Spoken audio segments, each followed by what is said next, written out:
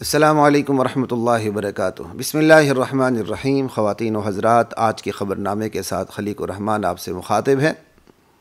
آج کی ایک اہم ترین خبر یہ ہے کہ عمران خان نے گنڈا پور گوہر خان کو اسٹیبلشمنٹ سے مذاکرات کی اجازت دے دی۔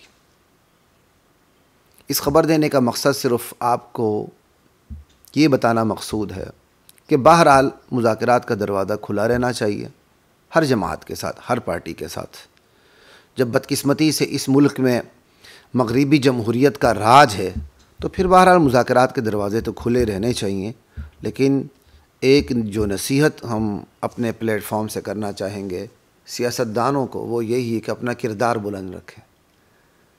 جس بندے کا کردار، چاہے وہ سیاستدان ہو، چاہے وہ وکیل ہو، چاہے وہ عالم ہو، چاہے وہ کسی بھی شعبے سے تعلق رکھتا ہو، جو شعبہ جتنا حساس ہوگا اس میں کردار کا تقاضا اتنا ہی شدت کی حد تک اہم ترین ہوگا۔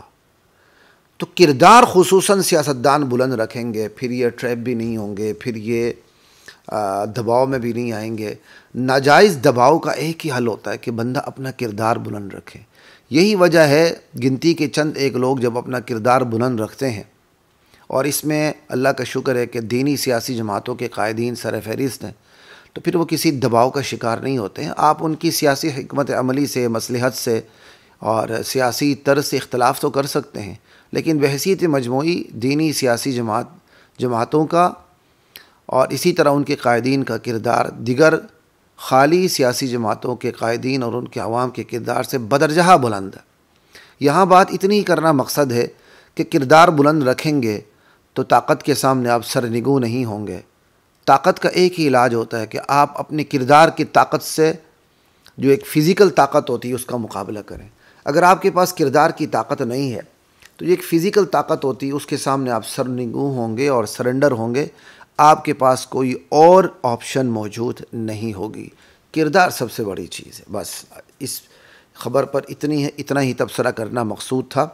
اگلی خبر ہے اور بہت اچھی خبر ہے کہ سموگ میں کمی، لاہور اور ملتان میں بھی تعلیمی ادارے کھل گئے، ماسک پہننا لازمی قرار دے دیا گیا۔ بہت اچھی بات ہوئی۔ پنڈی میں تو ایک دن پہلے ہی تعلیمی ادارے کھل چکے تھے اور ہمیں حیرت ہو رہی تھی لاہور کے اندر تعلیمی ادارے کیوں نہیں کھل رہے، جبکہ سموگ الحمدللہ بالکل نچلی سطح پر پہنچ گئی ہے۔ تو اللہ کا شکر ہے۔ خود مجھے رات بہت دیر سے رکشہ ڈرائیور کا فون آیا کہ بھائی بچوں کو تیار رکھیں کہ صبح اسکول جانا ہے، جبکہ مجھے اسکول کی طرف سے میسج بھی آیا تھا اور میں اس میسج کو پڑھ نہیں سکا، لیکن شکر ہے پھر کہ بچے ٹائم پہ اسکول چلے گئے، اور اچھی بات ہے، خوشی کی بات ہے۔ بچوں کا ٹائم ضائع نہیں ہونا چاہیے اور اس کا ایک مستقل علاج ہونا چاہیے۔ ہر سال بہرحال ہم اس سموگ کا شکار ہوتے ہیں، اس کو سموگ گردی کہیں یا جو بھی کہیں، ہم اس کا شکار ہو جاتے ہیں، تو اس کا مستقل حل ہونا چاہیے۔ یہ کوئی حل نہیں ہے کہ آپ تعلیمی ادارے بند کر دیں، جی سموگ آئی ہوئی ہے، آپ فیکٹریاں بند کر دیں جہاں سے سارا دھواں نکلتا ہے۔ کیا تعلیمی اداروں کے اساتذہ سے دھواں نکلتا ہے، شاگردوں سے دھواں نکلتا ہے جو آپ تعلیمی ادارے بند کر رہے ہیں؟ جن چیزوں کو بند کرنے کی ضرورت ہے آپ ان کو بند کریں۔ آپ ان کو بند کرتے نہیں، تعلیمی اداروں پر پابندی لگا دیتے ہیں۔ پہلے ہی ہماری اتنی زیادہ چھٹیاں، کوئی مرتا ہے تو چھٹی، کوئی پیدا ہوتا ہے تو چھٹی، کبھی کیا چھٹی، کبھی کون سی چھٹی، کبھی پاکستان آزاد ہو رہا ہے، کبھی پاکستان کا دفاع ہو رہا ہے، کبھی ایک شخصیت مر رہی ہے، کبھی دوسری شخصیت زندہ ہو رہی ہے۔ آپ چھٹیوں پہ چھٹیاں دیتے چلے جاتے ہیں۔ پہلے ہی بچوں کا بیڑا غرق ہو رہا ہے، اور تمام سکول ایسے ہیں کہ اگر ان میں پڑھائی، صرف ان کی پڑھائی پر میرے سمیت والدین انحصار نہیں کر سکتے۔ بچوں کو ٹیوشن دینی لازمی ہوتی ہے، اس کے بغیر بچہ پاس نہیں ہوتا اور بچہ چل نہیں سکتا۔ حالانکہ سکولوں کے اندر تعلیم کا انداز ایسا ہونا چاہیے کہ ٹیوشن نہ لازمی ہو، نہ ٹیوشن پڑھانے کی اجازت ہو، بلکہ سکول کے اندر اس سارا کچھ کام مکمل کر کے بچوں کو گھر بھیجا جائے کہ بچے گھر میں صرف ریسٹ کرنے آئے بس۔ خیر، ایک الگ موضوع، کبھی انشاءاللہ ایسی کوئی خبر ہوگی تو اس پر بھی بات کریں گے۔ اگلی خبر کی طرف چلتے ہیں، جو اس وقت تقریباً تمام اردو اخبارات کی، بلکہ انگلش نیوز کی بھی ہیڈ لائن ہوگی۔ وہ یہ ہے کہ بلوچستان دہشت گرد تنظیموں کے خلاف فوجی آپریشن کی منظوری۔ بالکل 100% درست ہے۔ بلوچستان کے اندر غیر ملکی دخل اندازی، خصوصاً ہمارے ہمسائے ایران کی دخل اندازی عروج پہ ہوتی ہے۔ ان کا ایک ہی حل ہے کہ مکمل طور پر ان کے خلاف فوجی آپریشن کیا جائے۔ ہاں، جو اپنے لوگ ہیں، باوفا لوگ ہیں، ان کے ساتھ ان کے مقابلے میں آپریشن کی بجائے مذاکرات کو ترجیح دینا ہی بہتر آپشن ہوتا ہے، اور یہ کام جو اس سطح پر ہیں وہ اس کو بخوبی جانتے ہیں۔ بہرحال جتنی بھی دہشت گرد تنظیمیں ہیں ان کے خلاف فوجی آپریشن کی ضرورت ہے، اور بلوچستان پر اگر محنت کی جاتی، توجہ دی جاتی تو سب سے امیر ترین صوبہ ہوتا۔ پنجاب سمیت دیگر 3-4 صوبے بلوچستان میں ان صوبوں کی عوام محنت مزدوری کرنے جاتی، لیکن بلوچستان پر توجہ نہ دی گئی۔ آج نتیجہ یہ ہے جہاں سے گیس نکلتی ہے وہاں چولہا بھی نہیں جلتا۔ خیر، یہ بہت بڑا المیہ ہے ہمارے ملک کا کہ ہمارے ملک میں جہاں جہاں جس کے پاس ذخائر ہیں ان ذخائر سے سب سے پہلے اس کو مستفید ہونا چاہیے، لیکن ہمارے ہاں ایسا بدقسمتی سے نہیں ہوتا۔ اگلی خبر کی طرف چلتے ہیں کہ آرمز فار پیس آئیڈیاز 2024 کا کراچی ایکسپو سینٹر میں آغاز ہو گیا۔ پاکستان کے جو سامان حرب ہیں ان کی نمائش ہو رہی ہے ایکسپو سینٹر کراچی کے اندر، اور پاکستان کے جو جنگی سامان ہیں وہ توجہ کا مرکز ہے۔ بہت اچھی بات ہے، ہمیں خوشی ہے اس لحاظ سے، بہرحال ہمیں بڑی خوشی ہے، اطمینان ہے کہ اس گئے گزرے دور میں بھی پاکستان جو ہے آلات حرب میں، جنگی ساز و سامان میں دھیرے دھیرے بلکہ تیزی کے ساتھ ترقی کرتا جا رہا ہے، اور یہ میں کریڈٹ دیتا ہوں شہید ضیاء الحق کو۔ افغانستان کے جب جہاد کا آغاز ہوا تو در پردہ ایٹمی قوت، اٹامک انرجی جو ہے اس حوالے سے بھی پاکستان نے ترقی کرنی شروع کر دی، اور ضیاء دور میں ہی ہم ایٹم بم بنا چکے تھے، اور ضیاء دور میں ہی میزائل ٹیکنالوجی میں پاکستان نے مہارت حاصل کر لی تھی۔ یہ اپنے بچاؤ کا ذریعہ ہے۔ وَأَعِدُّوا لَهُم مَّا اسْتَطَعْتُم مِّن قُوَّةٍ، اللہ تعالیٰ کہتے ہیں جتنی تمہارے بس میں ہے دشمن کے خلاف اپنی تیاری زوروں پر رکھو۔ بہرحال یہ تیاری زوروں پر ہونی چاہیے، اچھی بات ہے، اطمینان کی بات ہے۔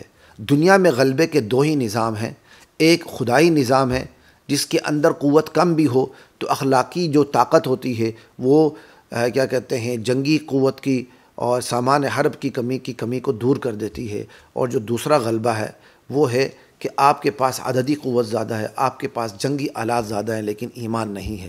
تو غلبے کے جو 2 نظام ہیں ان دونوں نظاموں پر شریعت نے توجہ دی ہے، لیکن شریعت سب سے پہلے پری پرائمری لیول پر، بنیادی سطح پر ایمان کی طاقت کو رکھتی ہے کہ تمہارے پاس ایمان کی طاقت ہونی چاہیے۔ ایمان کی طاقت آ جائے پھر اللہ کہتے ہیں وَأَعِدُّوا لَهُم مَّا اسْتَطَعْتُم مِّن قُوَّةٍ۔ اب چونکہ تمہارے پاس ایمان کی طاقت آ چکی ہے، دشمن کے خلاف جتنا تمہارے بس میں ہے تم اپنی تیاری مکمل کر لو۔ وہ میزائل ہیں، وہ بومز ہیں، وہ اسلحہ ہے، جو کچھ جنگی سامان ہے اس میں تمہاری پوری کی پوری تیاری ہونی چاہیے۔ تو مطلب غلبہ دنیا میں غلبے کے 2 ہی نظام ہیں، ایک ایمانی نظام ہے اور ایک کیا کہتے ہیں خالص مادی نظام ہے، جس کے پاس طاقت زیادہ ہوتی ہے، جس کے پاس فوج زیادہ ہوتی ہے، جس کے پاس جنگی آلات زیادہ ہوتے ہیں وہ جیت جاتا ہے۔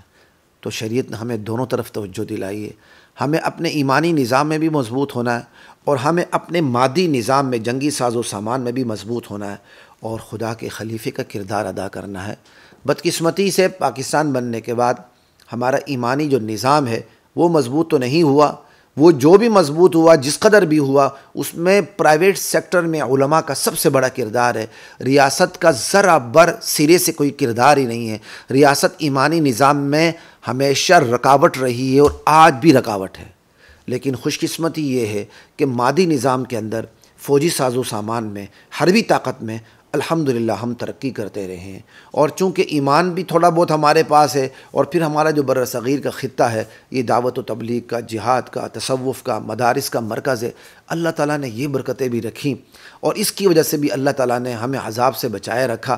تو دعا کریں اللہ تعالیٰ ہمیں وہ ایمانی قوت عطا کرے کہ ہم اس ملک میں خدا کا نظام فرد کی زندگی سے لے کر اقتدار کی کرسی تک بالکل اس کو نافذ کر کے رکھ دیں، پھر ہمارے پاس مادی نظام بھی ایسا ہو صحیح معنوں میں جو دنیا کا تقاضا ہے، پھر ان دونوں نظاموں کو لے کر ہم ایمانی نظام کو آگے کرتے ہوئے اور مادی نظام کو اس کی پشت پر رکھتے ہوئے پوری دنیا میں اللہ کی توحید کا جھنڈا بلند کر دیں اور پوری دنیا میں اللہ کے نظام کو قائم کر دیں۔ ان اقیم الدین ولا تتفرقوا فی کا مصداق بن جائے، پوری دنیا میں ہم اللہ کا دین قائم کرنے والا بنے۔ اگلی خبر کی طرف چلتے ہیں کہ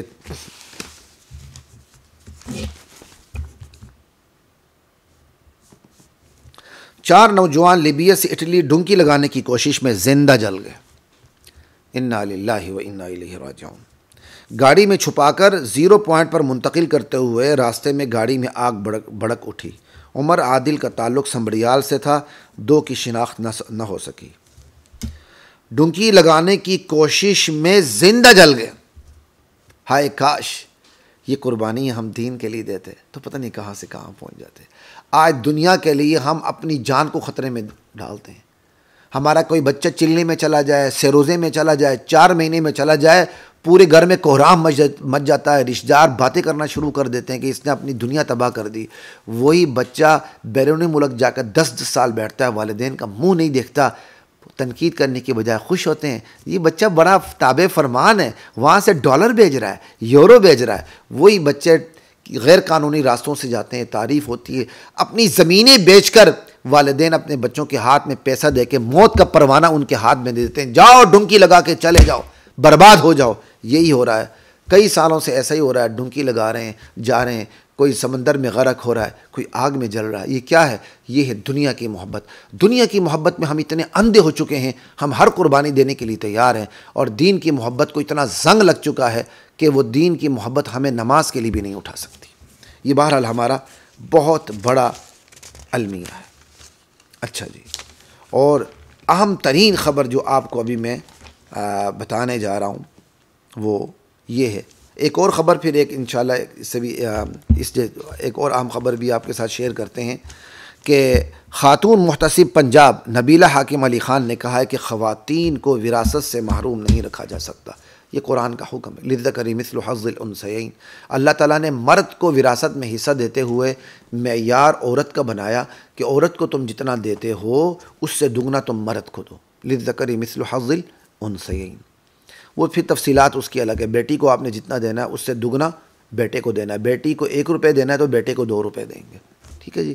خواتین کو وراثت سے محروم نہیں کیا جا سکتا، لیکن آج بدقسمتی یہ ہے ہمارے معاشرے میں نہ صرف دنیا دار بلکہ دیندار تو چھوڑے، بلکہ علماء کی بات کر رہا ہوں، قبے جبے تھے دبے پہننے والے، بڑی بڑی پگڑیاں پہننے والے، 2 گز کی کراکلیاں پہننے والے اپنی بہنوں کو وراثت سے محروم کرتے ہیں اور مال حلال سمجھ کے ان کی وراثت کھاتے ہیں۔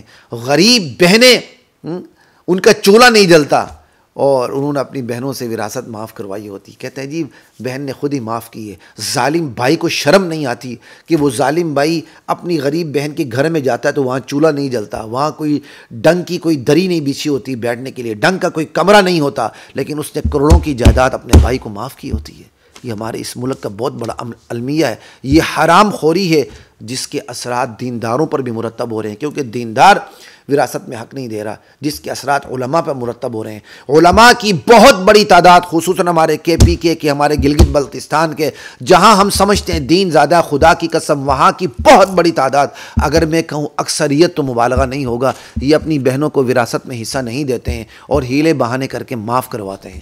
ایک طرف سے بہن سے حصہ معاف کرواتے ہیں اور اتنے کیا کہتے ہیں یہ بے مروت ہوتے ہیں کہ بہن جب زبانی معاف کر دیتی ہے اپنا حصہ تو فوراً بائی اسٹامپ پیپر تیار لکھا ہوا آگے کر دیتا ہے، یہ لو بہن اس پہ سائن کر دو۔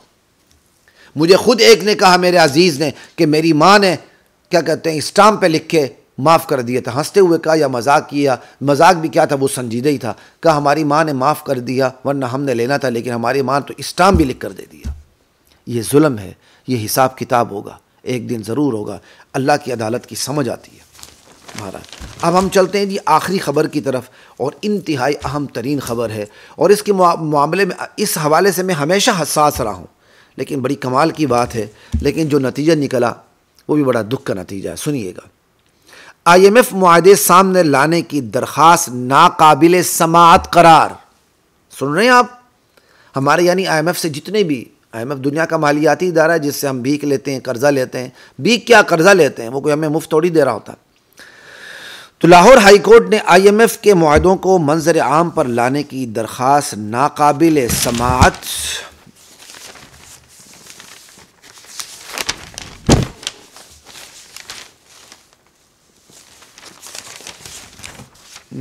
سماعت اللہ اکبر قرار دے کر خارج کر دی۔